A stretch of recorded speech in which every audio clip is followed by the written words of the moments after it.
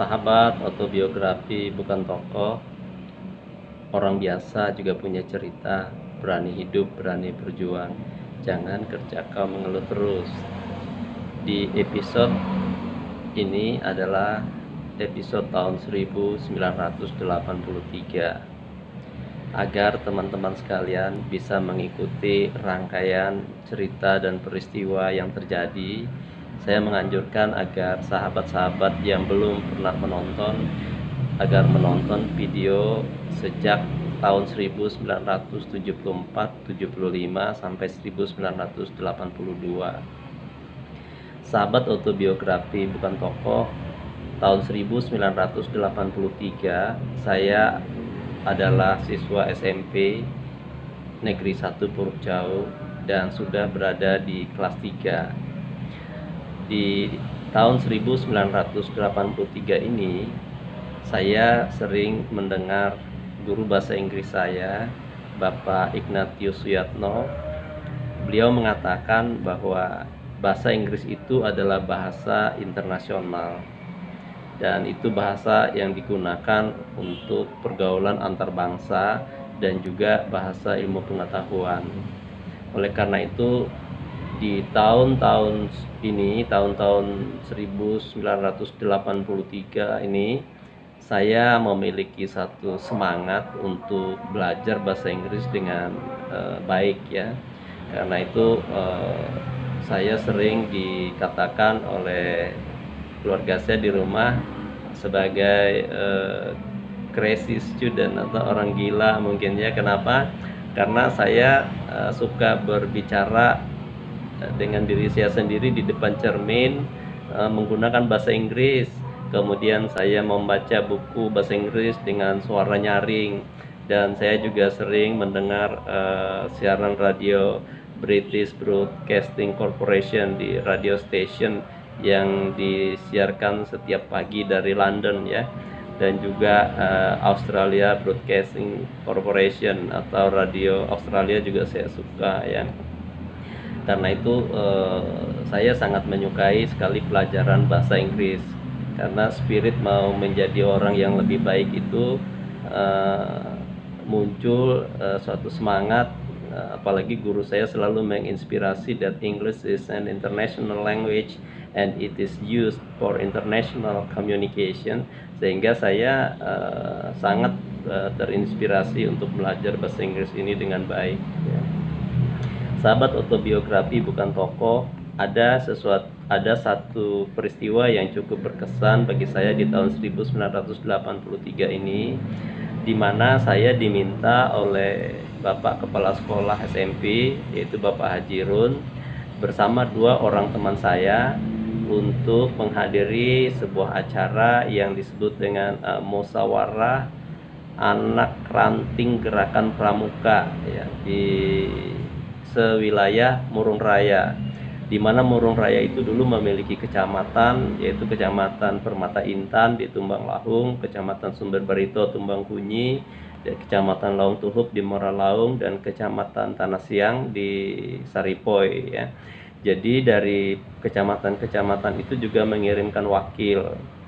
Nah, zaman itu, sahabat autobiografi bukan tokoh, gerakan pramuka itu adalah salah satu gerakan yang cukup masif ya, sehingga di semua instansi maka kepala instansinya itu adalah pembina pramuka.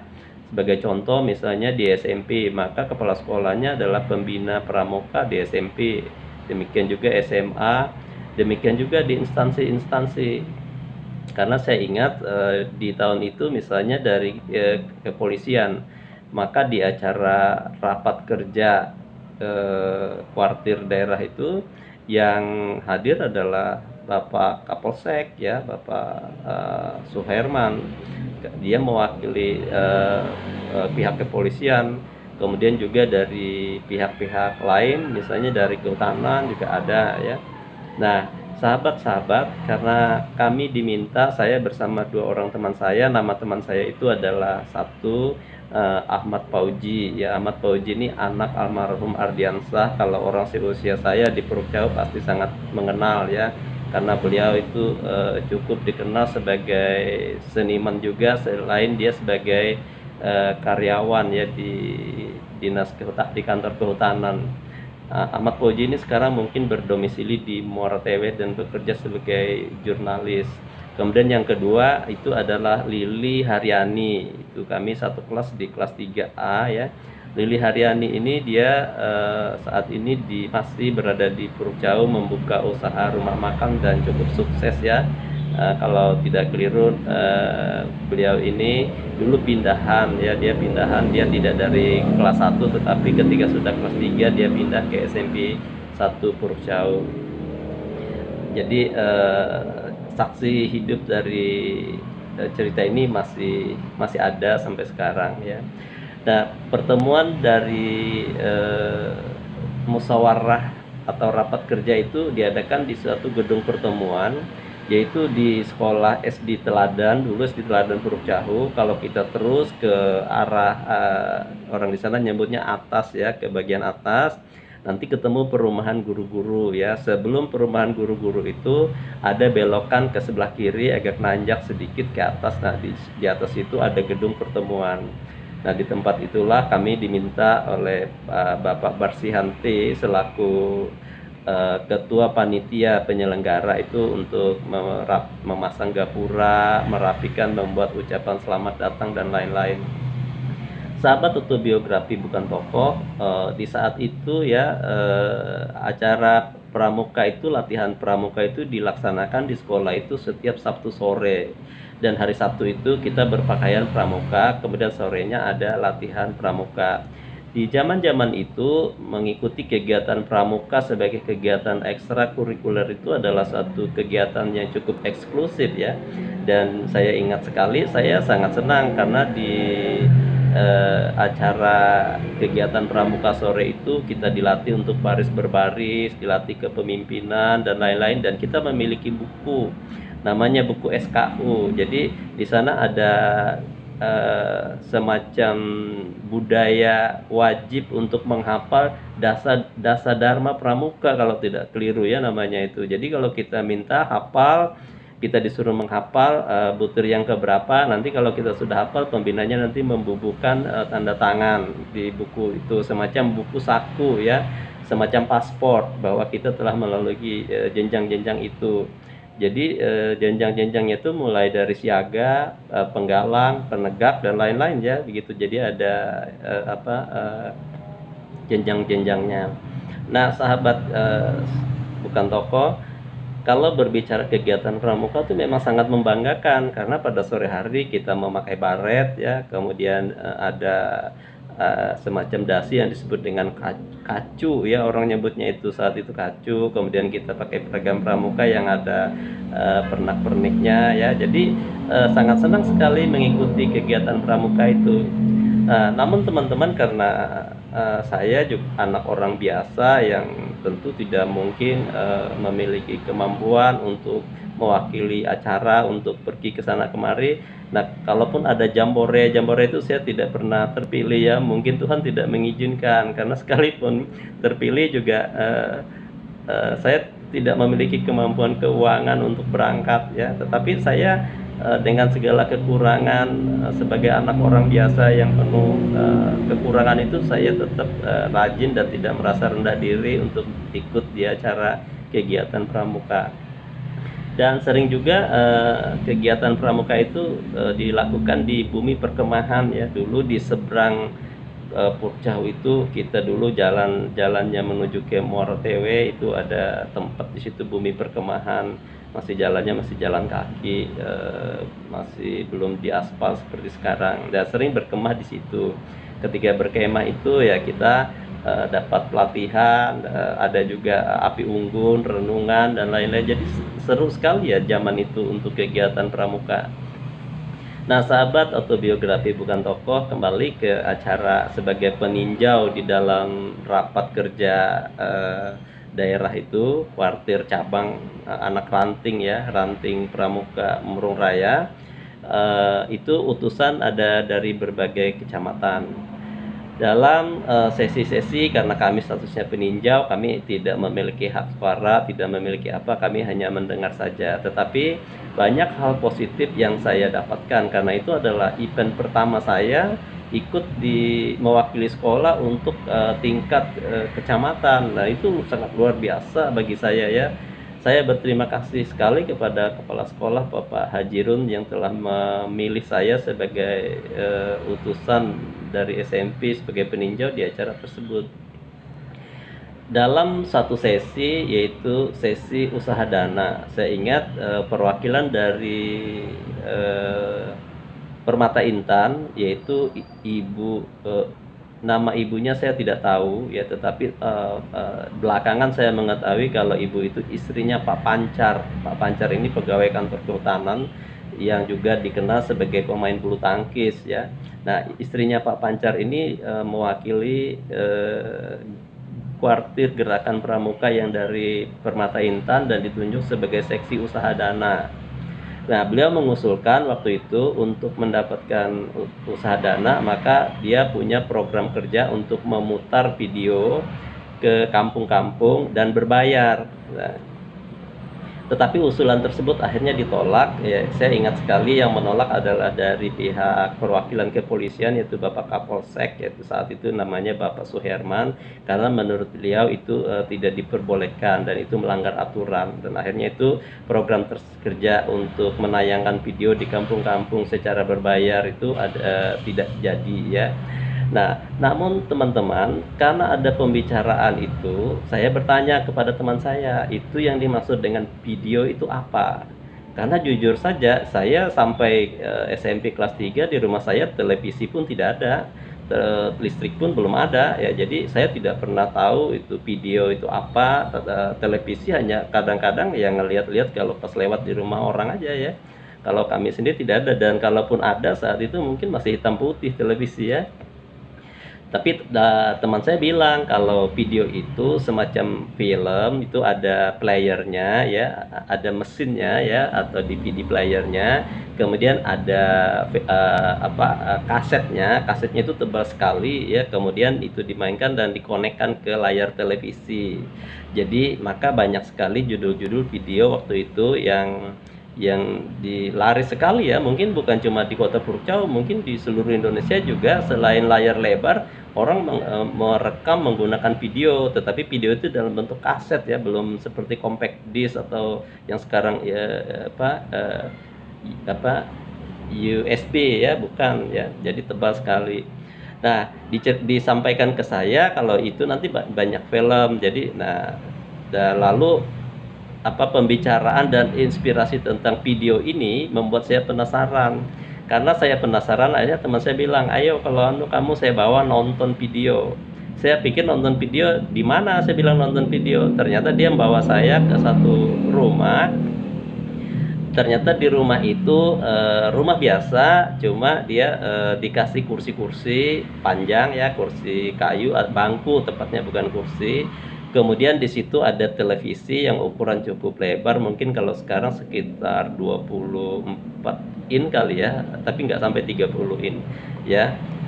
Jadi di layar itu nanti akhirnya mainlah film, jadi rame ternyata. Nah, ternyata di rumah itu memang sudah sering itu menayangkan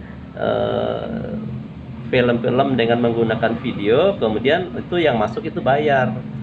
Dan tayang mulai jam 2 sampai jam 4, kemudian masuk lagi jam 4 sampai jam setengah 6 ya.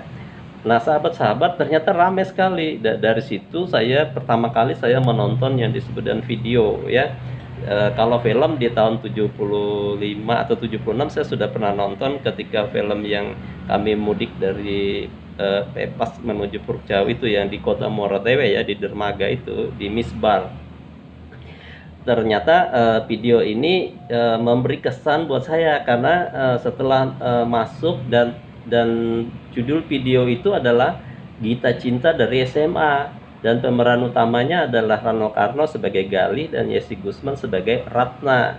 Nah, setelah pulang nonton video itu saya jadi merenung, mungkin karena saya juga sudah SMP kelas 3 ya, sudah ada mulai usia puber ya. di dalam pikiran saya kok muncul-muncul terus ya cerita video itu, cerita ada eh, apa Rano Karno, ada Yesi Gusman, cerita cinta ceritanya ya. Nah, karena itu akhirnya setelah nonton film itu di sekolah itu sering jadi pembicaraan, menceritakan kembali itu sama teman-teman. Ternyata teman-teman yang lain juga senang nonton film Gita Cinta dari SMA, dan mereka bilang mereka juga sudah pernah nonton. Jadi bahkan teman saya namanya Ahmad Rajikinor ya, yang sekarang masih ada di Puruk Jawa, mungkin beliau bekerja sebagai pegawai negeri sipil. Beliau ini pintar sekali main gitar ya, jadi dia juga bisa nyanyikan lagu itu. Gali dan Ratna memikat janji, janji setia, setia abadi. Jadi lagu yang populer ya saat itu. Nah, sahabat autobiografi bukan tokoh, jadi pengalaman mengikuti musyawarah gerakan pramuka itu menyebabkan saya mengetahui satu hal, ya, yaitu tentang adanya video ya. Namanya anak orang biasa, kita tidak tahu apa itu video, tidak tahu televisi, kita nggak ada di rumah itu kan pakai lampu minyak kita tidur ya, dan lampu petromak itu sampai jam 8 jam 9 sudah dimatikan. Dan ada satu hal lagi yang saya lupa sampaikan, ketika penutupan daripada musyawarah kerja itu, maka kami diminta menyumbangkan sebuah lagu ya. Dan teman saya si Ahmad Pauji ini karena bapaknya memang musisi juga ya, selain sebagai karyawan di salah satu instansi, dia yang main gitar, kemudian kami menyanyikan lagu itu. Saya masih ingat lagunya, tiada lagi negeri seindah persada Nusantara, lembah gunung menghijau, dan seterusnya. Jadi lagu itu ya kita nyanyikan, dan kami mendapat aplaus meriah ya dari peserta, karena anak SMP bisa menyumbangkan lagu pada saat penutupan acara itu. Kelas 3 SMP. Dan kegiatan yang lain ya tentu seperti biasa, sebagai anak orang biasa, membantu orang tua, hidup dengan penuh kekurangan, hidup dengan prihatin, itu adalah hal yang biasa. Nah, kemudian cerita jualan es itu ya, sahabat-sahabat mengambil es kemudian dijual itu sampai tahun-tahun ini juga sering saya lakukan. Nah, tapi ada satu peristiwa yang saya sangat minta maaf ya, dan saya kalau mengingat itu antara sedih, geli, dan gimana ya. Jadi ceritanya seperti ini, ketika mengambil es itu ya saya haus sekali. Itu kan esnya semacam es lilin ya, jadi ada tusuknya, yaitu bambu di tengahnya. Mungkin es lilin bagi teman-teman yang pernah tahu ya, jadi itu masukin di dalam termos kaca, kemudian dihitung, itu ditutup, kita bawa jalan.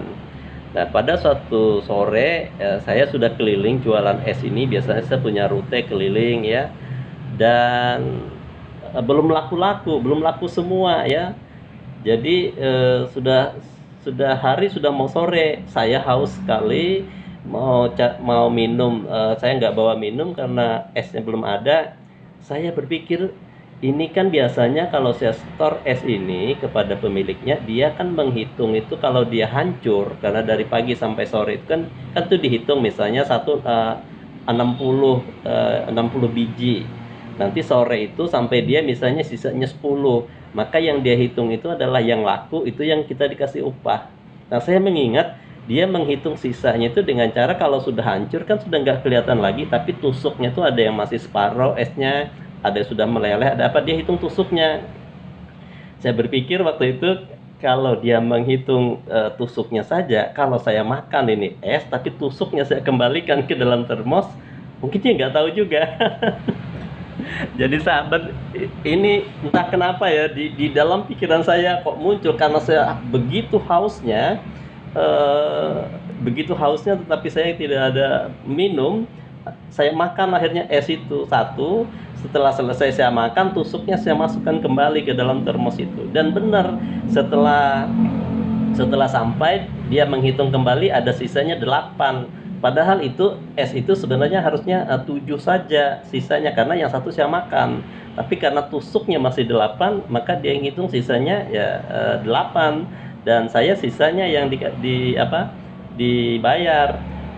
Sahabat autobiografi bukan tokoh, jadi ketika itu lolos di dalam diri saya ngerasa ternyata nggak apa-apa ya kalau diulangi lagi. Jadi ada semacam perang batin di dalam diri saya, tapi ada lagi suara dalam hati saya mengatakan jangan, kamu menipu pemilik es, dia sudah berbaik hati sama kamu, membolehkan kamu menjual dia punya es, mengambil upah. Nah, tapi di belakangan kemudian akhirnya saya berpikir, oh tidak boleh, saya tidak boleh melakukannya itu lagi. Dan setelah SMP ini berakhir dan saya tidak lagi jualan es itu, saya datang ke pemiliknya dan saya minta maaf karena saya pernah melakukan itu. Jadi membuat kembali tusuk es yang sebenarnya es itu bukan hancur tetapi sudah saya makan ya. Jadi dari peristiwa itu ternyata dia tidak marah dan baik sekali sama kami, bahkan akhirnya dalam kisah-kisah berikutnya kami hampir sama seperti keluarga, dan dia kalau lewat ke itu juga sering membantu kami ya di pabrik es pertama yang ada di kota Purcau. Dan mungkin keduanya sudah meninggal sudah sekarang ya, namanya Pak Suwing dan Ibu Ibu Yane kami memanggilnya, saya nggak tahu namanya asli. Nah, sahabat autobiografi bukan tokoh, sampai di sini saya ceritakan peristiwa-peristiwa yang menurut saya sangat berkesan dalam kehidupan saya di tahun 1983. Nah, kemudian 83 ini nanti masuk ke 84 dan saya lulus. Di cerita-cerita berikutnya saya akan menceritakan kejadian-kejadian yang cukup unik juga di tahun 1984 ya. Sahabat autobiografi bukan tokoh, orang biasa juga punya cerita, berani hidup, berani berjuang. Jangan kerja kau mengeluh terus. Dukung terus channel ini, subscribe, like, dan share. Sampai ketemu di episode berikutnya tahun 1984.